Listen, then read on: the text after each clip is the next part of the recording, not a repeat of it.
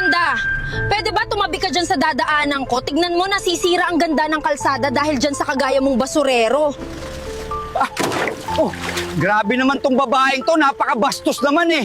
Wala naman akong ginagawang masama sa kanya.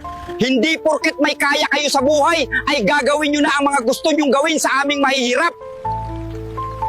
Pero hayaan mo, Diyos, na ang bahala sa inyong mayayabang na nangliliit ng kapwa. Akala siguro ng basurang matandang yun ay kakayanin niya ako. Pasalamat siya, ganun pa lang ang ginawa ko sa kanya. Palibasa kasi dumadami na ang mga salot na basura kagaya niya. Sana dumating ang araw na hindi nyo na aabusuhin ang mga mahihirap na kagaya ko. Ay, sakto. May 50 pesos pa ako dito. Itataya ko na lang sa loto, baka sakaling manalo.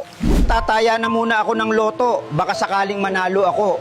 At oras na mangyari yun, ay hindi na ako magbabasura. At bibigyan ko ng tulong ang mga kagaya kong mahihirap. Dahil mahirap lang naman ang may malasakit sa kapwa niya. Mahihirap eh. O tay, bakit ganyan ang damit nyo?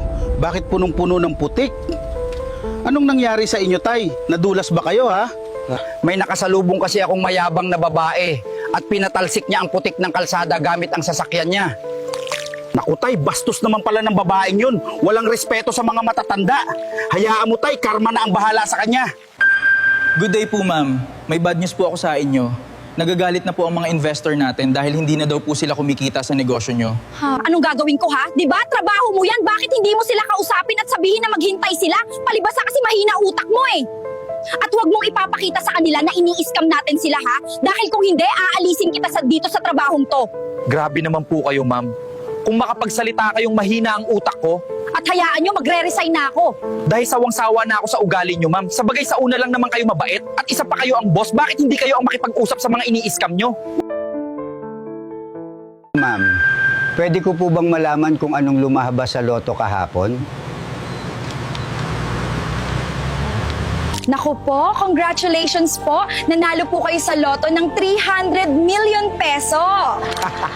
Ay sa wakas, sa tinagal-tagal ng panahon, ay binigyan din ako ng pagkakataon na makaahon sa hirap. Tay, ano yung dala-dala nyo? Bakit ang daming lamang pera? Saan galing yan, tay?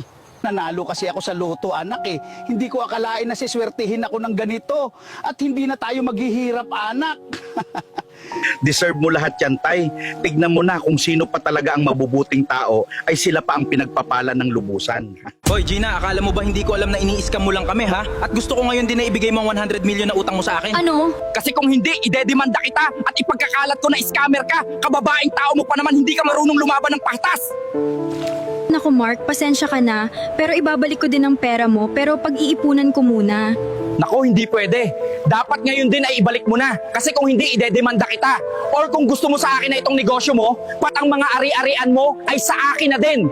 Kasi kung hindi ka papayag, alam mo na.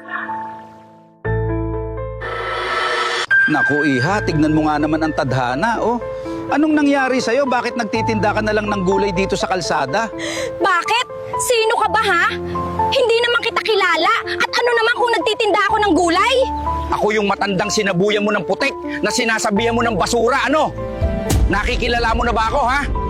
Sa bagay, hindi mo ako makikilala dahil mataas tingin mo sa sarili mo eh. Ayan tuloy dahil sa kahambugan mo. Saan ka ngayon? Pero hayaan mo, bibili pa din ako sa mga paninda mo para ipamimigay ko sa mga naghihirap. Para may benta ka naman. Pasensya na po kayo sa nagawa ko sa inyo noon. Sana ay dumami pa ang kagaya nyo na mabubuting tao.